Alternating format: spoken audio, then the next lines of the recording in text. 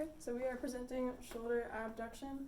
The muscles are going to be the middle delt and supraspinatus.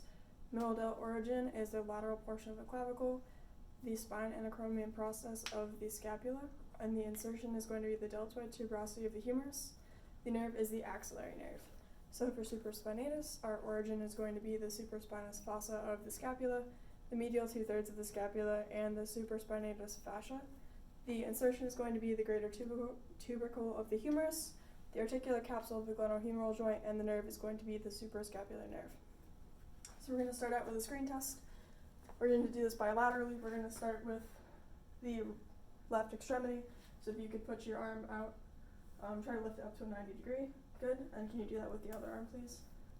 Okay, good. What I'm going to have you do is I'm going to come behind you. Going to have you bring your arm out to a 90 degree angle with your elbows slightly bent, so just straighten that arm out a little bit more. What I'm going to do is I'm going to apply pressure. Do not let me push your arm down. Okay?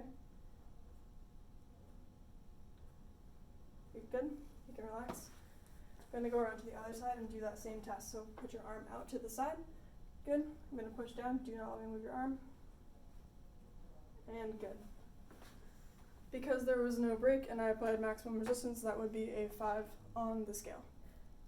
If the patient were unable to do partial range of motion to 90 degrees of shoulder flexion for the screen test, we would move to a grade 2, which could be a short sit in the same position. The patient can only do partial range of motion, or you do a supine for the alternate position, so that you could lay on your back.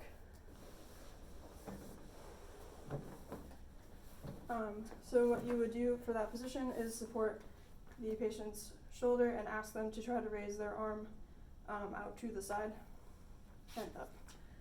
Good. You can go ahead and relax. If they would be able to do that on each side, you can go ahead and repeat that on this side for me. Good. It would be a grade 2.